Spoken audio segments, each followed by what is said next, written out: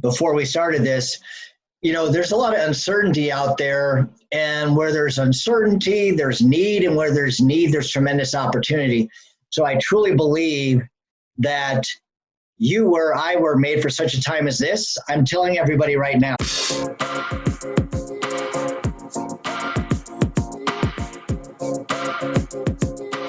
Another episode of the Automate and Grow podcast. My guest today is Chaz Horn from Mastery of B2B Sales. And Chaz has a 5 pillars to growing your business on LinkedIn program and podcast. And we're going to talk to him today in these exciting times, which is a global pandemic.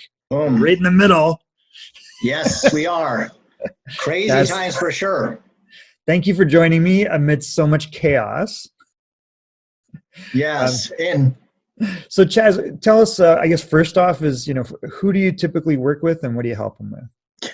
Yeah. So just to go first to what you're saying, Michael, as far as the times we're living in, and I wish we were recording some of our off-camera conversation, because Michael and I are having a really good conversation before we started this.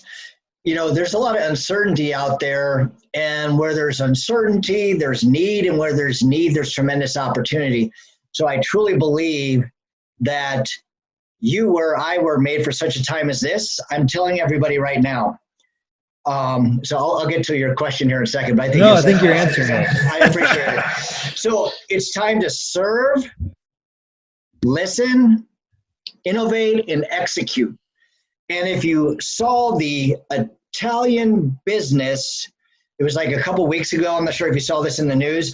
Italy got it worse than anyone else with coronavirus. Yeah. And in the hospitals, they were missing this key component within a ventilator or respirator. I'm not sure. I'm not medical sales.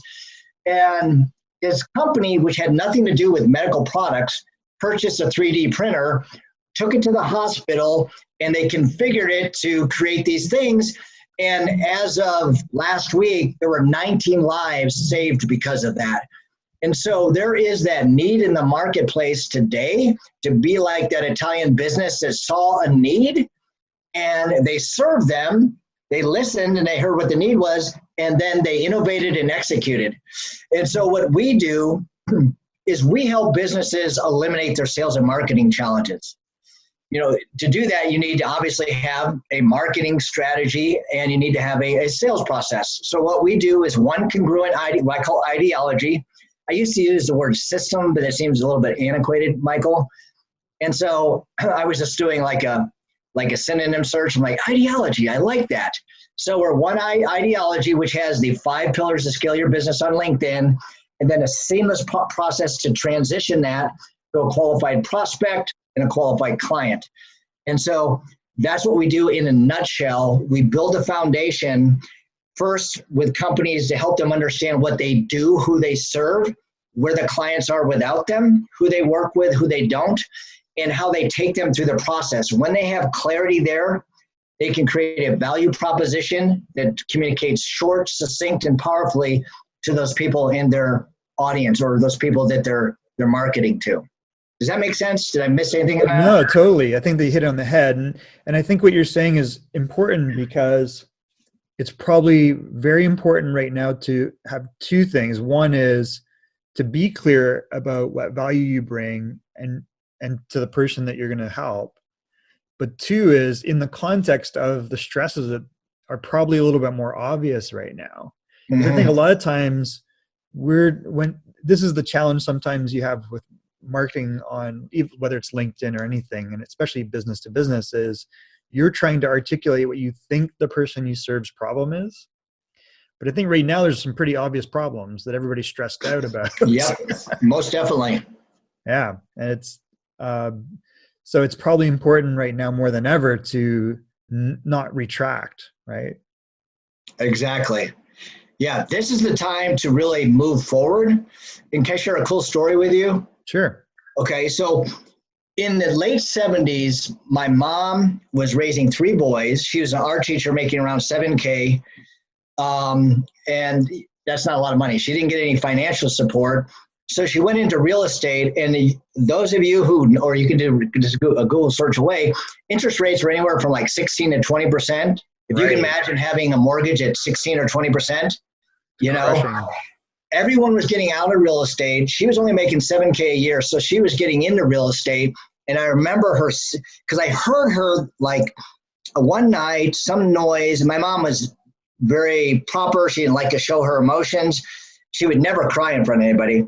So I heard a noise. I put my ear next to her door at night, and she was crying. And so that next day, I was kind of worried. I saw in the Cleveland Plain Dealer, which is like the kind of the Cleveland paper, like the New York Times equivalent in Cleveland, Ohio, where I grew up. I was asking my mom, what's going on? You know, I was concerned, heard her crying, and she goes, you don't understand. And this is what I've taken through my entire life. You don't understand. All the bad realtors are getting out. There's just that much more business for me. I don't like that there's problems and people are suffering and there's some people that are dying. I can't control what's outside. I can only control what is my behaviors and how I respond, not react. And so there's a tremendous opportunity to serve people, and I love what I do. And when I get to serve someone, help them uncover a need, and right now there's a huge need out there for them to understand you have to serve, listen, innovate, and execute, and then we can show you how to do that and work through this process together. But just learning to work through troubles, that when you focus on solutions and not the problem, that you could be part of the solution in the fix overall within our small sphere of influence. Well, I think that's really, those are like almost, you know, they've been words that probably would have been very helpful in a bunch of different, you know, stages or since then, right? There's been so many very traumatic events that we've had to deal with collectively that as an individual, it's easy to get caught up, and maybe more now just because of the volume of bad news outlets. Right, what you're exactly. saying is you need to be resilient and think and see the opportunity and pursue it. Exactly. And that'll, first of all, that'll buoy you through the bad times, which you might have your own, and definitely people around you are going to. And then the flip side is eventually things will turn, right?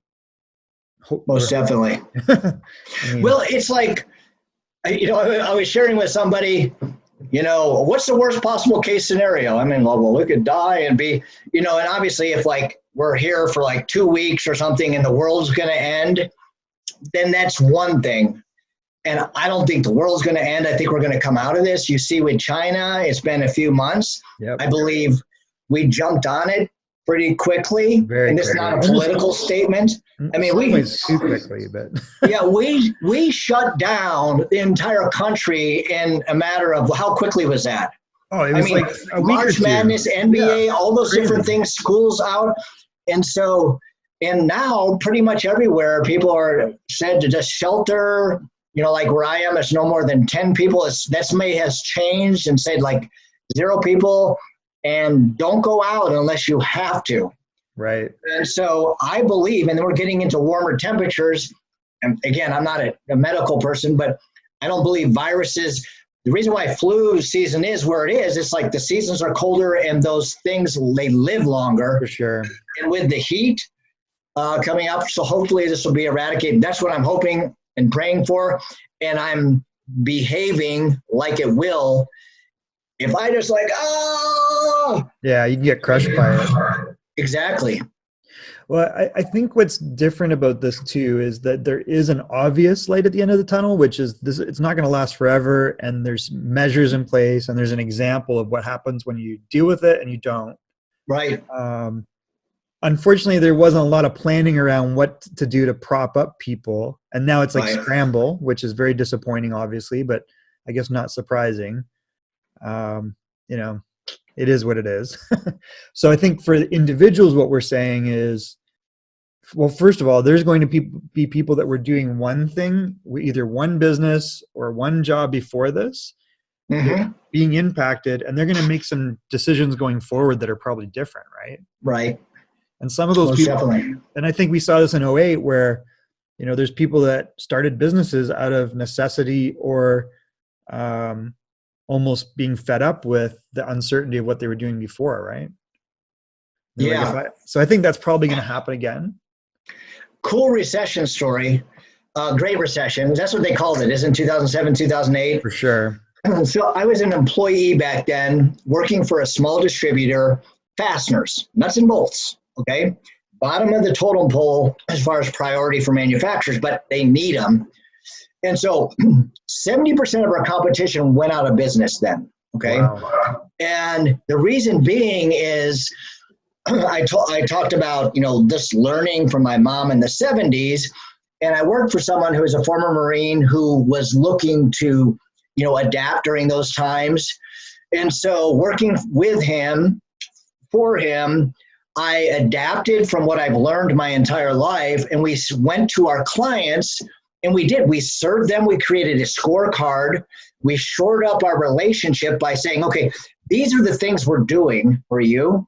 We used that scorecard to leverage the bring C-level people into the conversation who didn't even know about us. We would have a conversation about the good, the bad, and the ugly, just totally open. In businesses like now, people are open to have in-depth conversations with you.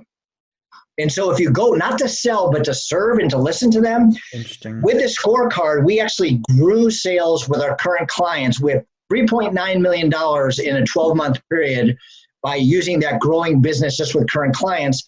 And after the recessions, we were, a force to be reckoned with because we adapted in that time by listening to our clients, took that information, and we no longer sold nuts and bolts. It was about lowering the total cost of inventory and increasing the production rate, which is a whole different thing.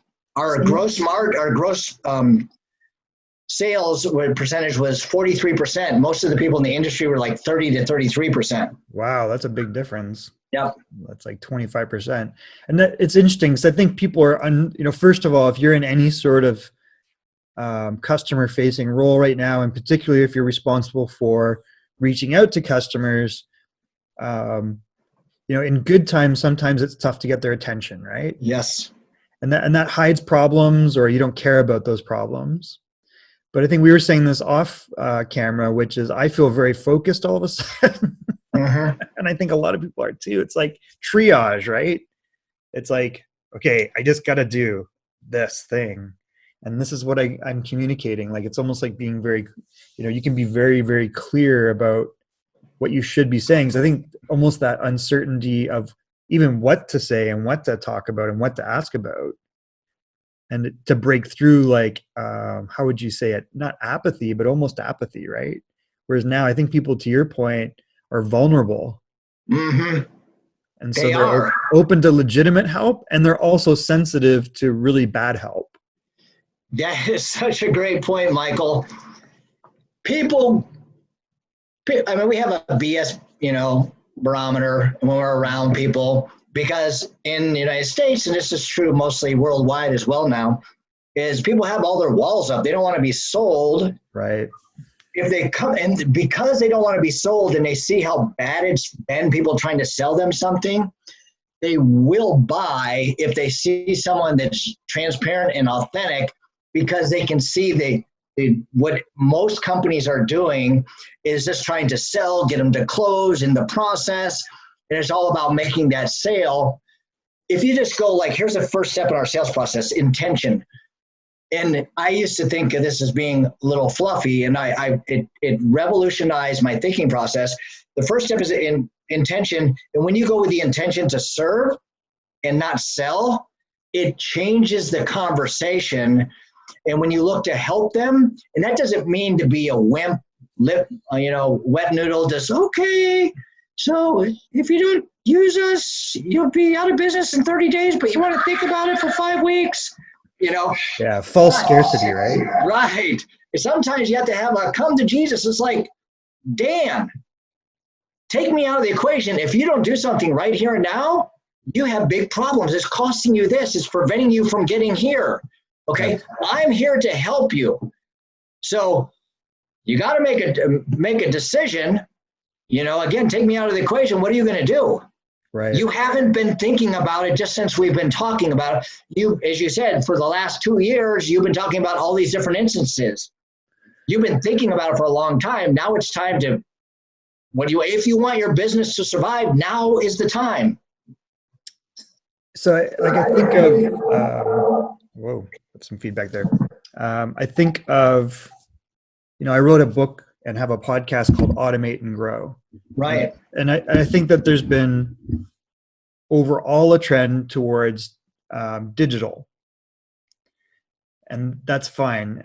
But now we're seeing what happens when you are thrusting people home to work from home, and it's an adjustment, and there's not necessarily the infrastructure internally to work in a way that is not dependent upon physical locations. Right. And those businesses that are most impacted right now haven't really addressed that.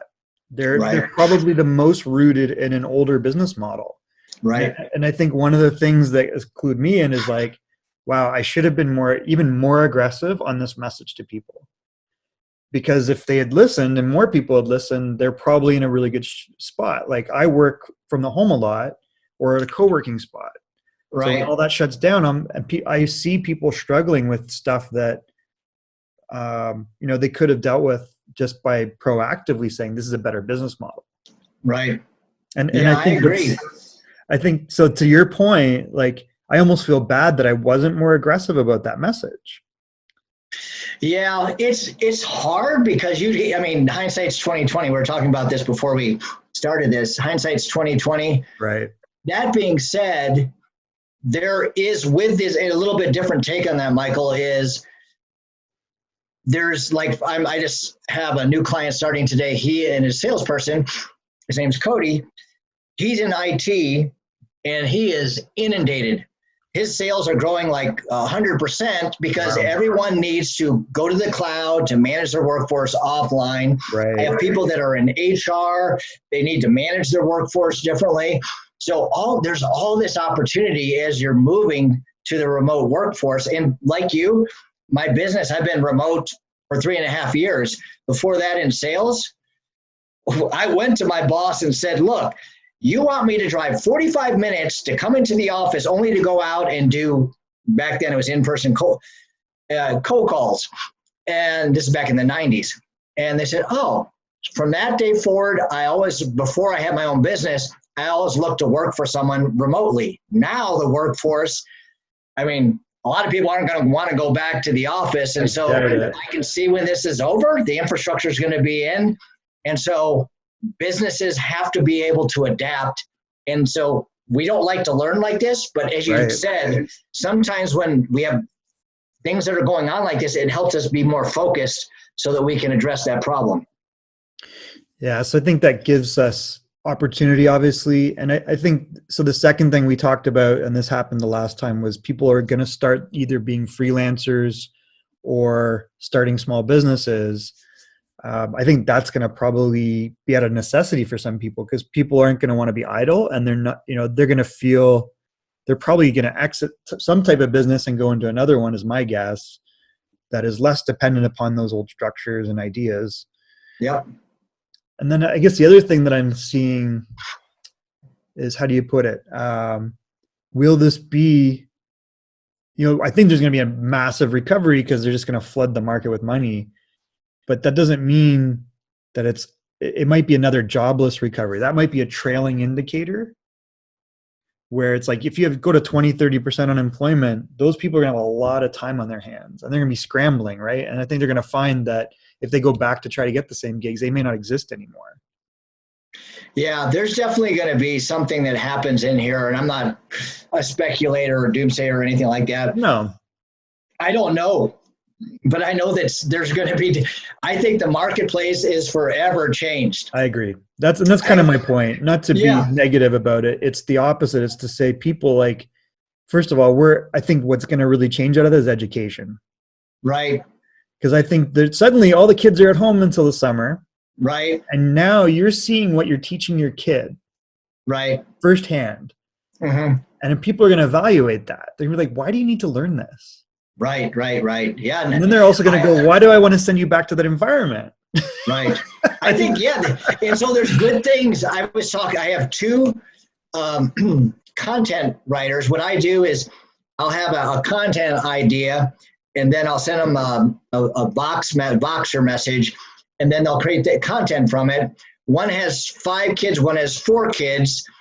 And so they're both stay-at-home moms, and it's difficult having your kids with you all the time. And so it's stressful. As I was talking to them, they were also seeing the positive side where they get to see some things they didn't realize that was going on with their kids. One child is autistic, and so they're able to serve them in a different way than it was before, and they didn't realize there was a problem. And so they also see the positive side, like you said, with education. It's just like, no, why? And this is the new thing with education. It's like, because they have to, here's the answer, but then they have to do like 20 minutes of understanding, discussing exactly how they got to the answer. Yeah. It's like, why? What relevance does it have in the workplace? There's probably the learning style, the things that they're learning, and then even the concept of like, well, why am I doing all of this that's so intense and then being given homework? And I think for a lot of people, it's just a way to, you're realizing these ideas of how to educate people have nothing to do with the real outcome. Right. Right. This is meant to, so you can take more tests, so you can get to another level to get more pieces of paper, as opposed to, well, very practically, this is, what do you want to do, kid? And I think there'll be a shift there. And I think there'll even be a shift of the concept of why are we warehousing kids in this way? Like, I don't have visibility to them. They're going to this other location. If I'm working at home, couldn't they be here with their teacher online? Couldn't they go to smaller groups that are more productive? Like, and I always go, give me my voucher. Right. Well, I'll be my voucher. I think people are going to say that. Right. Well, it's interesting. I was seeing someone interviewed on impact theory, if you're familiar with that. Yeah, Tom Bilyeu. Yeah. And I can't remember the guy's name. I've watched it several times. I just watched it yesterday, and he was terrible in school, and so through being terrible in school, he's dyslexic and all sorts of different. He had problems reading. He's created a whole learning way, and I don't know if he calls it a university, based on sports and how we compete. And he's taken that into like the math, science, and all this. So he's made it interesting, and now kids are getting information out that's practical that they can apply and take, and they're really enjoying it as opposed to memorizing facts and different things. Because education it gives us just enough information to know that we need more. Right. It doesn't show us how to take this thing and then here's the transition from information to how you apply it to the workforce or to your business. Well, and I think my other point about this too, and you're hitting on it, I think, in a sense, is right now what people need to be able to do is learn rapidly and adapt. Right. As opposed to do this monolithic style where, why do I need 4 years to master a skill so that you can give me authorization and then go do the thing, right? Whereas right now what people need to do is recognize opportunity, learn a certain amount to be functional, and then deal with it to bring money in. Yeah. Or to, like you see, here's another good example, which is we've seen beer makers and alcohol manufacturers suddenly making hand sanitizer. Exactly. And we may not like it, but that's an essential thing. And then you see like Elon Musk saying, hey, I'm going to make, and there's the perfect example of a guy that's got that mentality, which is I'm going to start making ventilators with you. Show me how to do it. Yeah. And that's the beauty with America and the innovation, the ingenuity and everything, is that when we're down, we look to adapt. And that's why I'm not, and this is not a political statement, it's just like governments don't, with military and some different things, and yes, we need government, but they're not there to be innovative and turn things around quickly. It's the businesses and those that innovate that can come alongside and come up with ideas and fill in the times of need. And that's what we're seeing, come forth with. I think Ford and GMC or something is creating ventilators or respirators or all those different things that they just changed and adapted. I think, what's really cool point here, you were saying something, I was thinking about something, Michael. So in the school system and changes being needed, I was thinking about collaboration, because we always talk about collaborating with people, or rappers do, right? Rappers get it. Rappers collaborate and they reach each other's audience and grow exponentially. In school, if you collaborate, it's called cheating. Yeah, right. So it's so crazy you said that. It's so funny. I actually have someone who does kind of very similar thing as me, and we were having a discussion like this, and this is something that I can tell people to do. Reach out to people in your competitors. I don't sell and compete anymore. I used to most of my life. Now I look to serve and collaborate. So here we are with this guy. We collaborate. I interview him. Then he interviews me. It's a Zoom meeting, and then I share my interview of him. He shares his interview of me, and it's not. We're coming from a place of abundance instead of scarcity. It's not a zero-sum game. If I take this customer, then you're going to miss out on a customer. Yeah, people really respect you when you collaborate, and you're not looking at it's. I mean, that's I think one of the main things that's going to come out of this. Those people that innovate is they're going to actually start working with what they called their competitors previously. Do you mind if I share something on my screen with you for a sec? Sure. So I think I'd mentioned to you that I'd started this, and this was my weekend project of starting my. What if I said no? I wouldn't do it. Go ahead. I'd be like, what's wrong with you? So I'm going to share this just because what you were saying is really resonating with me because I've had this idea for a while, and people kind of don't remember this Japanese concept of a keiretsu. And I don't know if you know anything about it, but a keiretsu is a conglomerate of cooperative companies.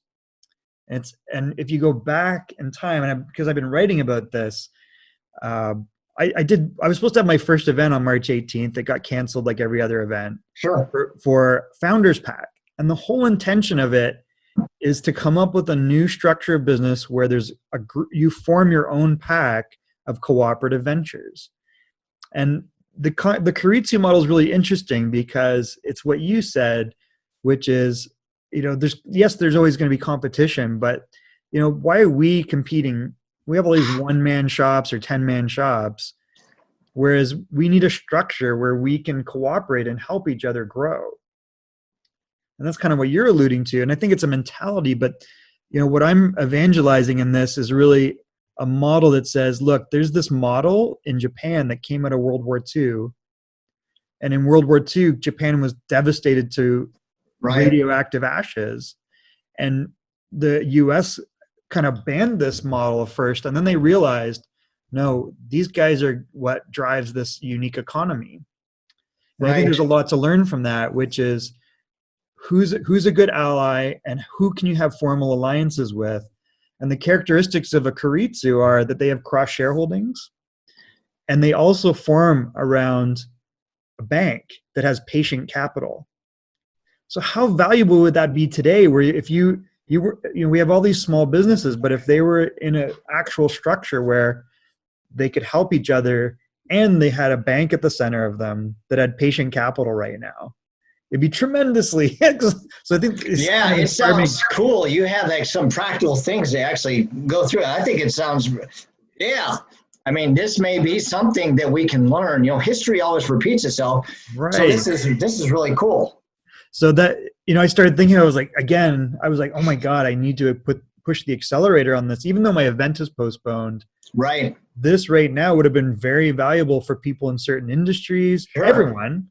Right. Where you had, number one, people that you trust and have similar mindset to and can mastermind with. And then you had equity and, affiliate built in. And I think now we have the technology where if you have a bunch of these businesses, it's very practical to share data and relationships in a secure way that everybody can leverage. Right. So and I'm like, oh my God, I wish I had almost pushed I wish I had my act together on this a year ago, because it would have probably helped people a lot more now. Yeah, well, maybe people are more receptive to it now. I think you might be right. Right? Yeah. So I can see where out of this, I'm hoping that a lot of people, and whether it's yourself or whoever, understand like, wow, there's a lot of benefit to this. We shouldn't be fighting it out. We should have a financial interest in each other's success, and we should have a way to mastermind together. That's not about just, that's very practical. Because what's interesting about these keiretsu too is they have something called President's Club.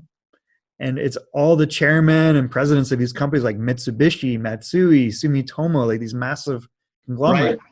And they would do lunch club every Friday. Cool. It's kind of like how Vistage is now. It's a CEO roundtable where they come together and talk from different industries and people pay $10,000 a year to be a part of it. Right. Whereas I think, there's another way to do it, that maybe there's a little bit of money to fund it, but more importantly, if you had 30 to 50 ventures that were similar to yours, or they had the similar customer, but they were complementary. Like right. you do your thing, this guy does this thing, and then there's common services, which is technology, talent, relationships, and data. Right. That's tremendous value. And if you're going into a company providing these 5 different services, it's going to be hard to ever get you out of there. I think so. So unless other companies come alongside to do that. Yeah, and not to pump that concept, but I think it goes back to your point, which is people are probably receptive to new ideas now. And the most important thing, I think, is in times of stress is to see the opportunity and to have at least an idea and a pathway, right? Yeah. What you need more is not to freak out, but to know there are things you can do and you can start working on these new things. And the most important thing right now is the ability to adapt and learn.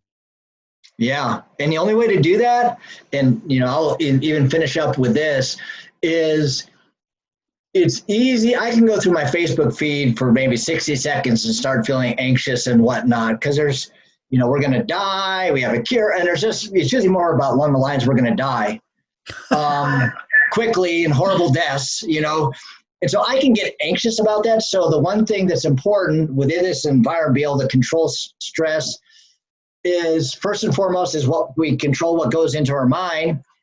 Very important to understand the facts and all that, yes. But it doesn't take us but a Google search to find out what's the update and what's going on to keep your family safe. We don't need to keep filling our minds and get every single update. I was in quarantine for a couple of weeks. I went to the store for the first time. On the way to the store, I got an update on my phone. Is it safe to go to the grocery store? I'm like, oh my gosh. Okay, I need to turn that notification off. So it's like, it's hard not to allow fear to grasp us. So those things out of our control, focus what goes into our mind, those things out of our control, don't. You can control your behavior and how you respond. If you respond, then you're in control of your fears. If you react, your fears are controlling you. Very good advice. That is very timely too. Because we all have to I think what you just described pushes you into survival mode.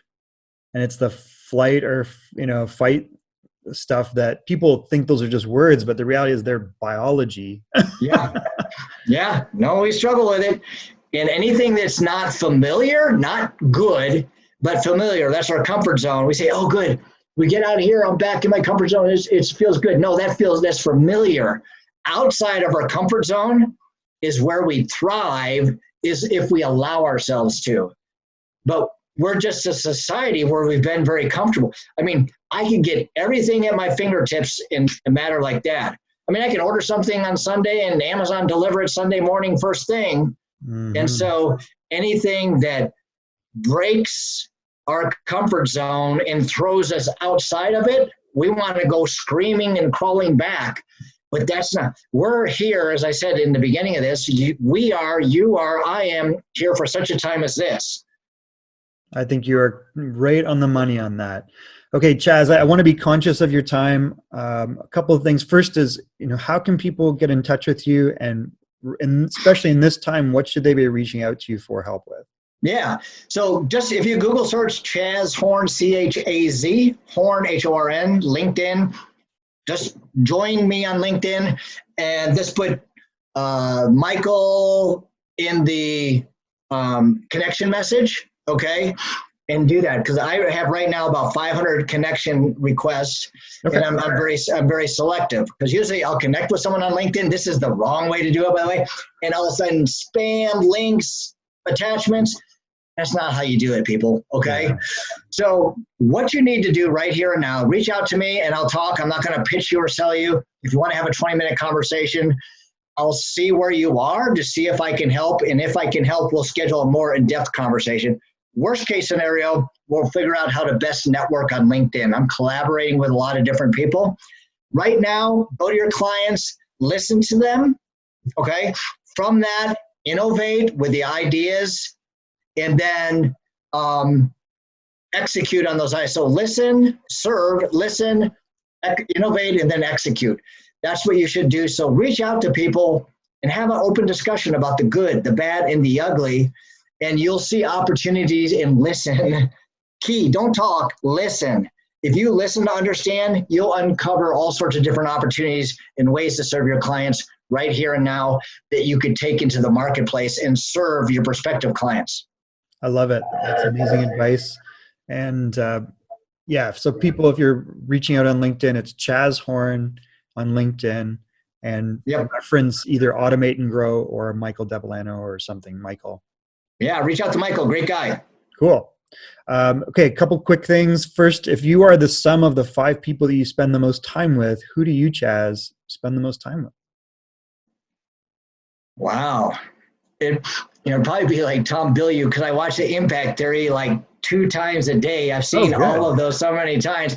The funny thing is Tom Bilyeu is all about brain chemistry. I mean, that's how he thinks about something. And I'm big into my faith as my foundation. I've learned to learn from people I don't totally agree with. And because of that, it's really helped me grow in my life, as opposed to, oh, you don't believe in this, then I'm not going to listen to you. I used to think that way. So probably like Tom Bilyeu, Tony Robbins, Gary Vaynerchuk, Jocko Willink is a big one. Awesome, yeah. David Goggins. Oh, and another one I'll throw in there too is what's the old book? How to Win Friends and Influence People. I probably listened to that like 200 times, and I'm constantly Dale Carnegie. Dale Carnegie. I got this mixed up. A combination of all those people is kind of. Am I supposed to come up with a name or? Yeah, no, it's up to you. No, that's a valid answer, which is that you're spending time with people that have the right ideas that you want.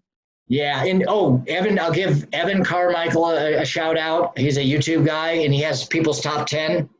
And so if you have 15 minutes, it's Evan Carmichael's, Tony Robbins' top 10, Tom Bilyeu's top 10, wow. Gary Vaynerchuk's top 10, Warren Buffett's top 10. So anything where I can get information and its value, I'm sure there's so much out there. So it would be a combination of all those people, and they all have a different slant on different things. And so I don't have a specific, but I listen to all of them equally. I love it.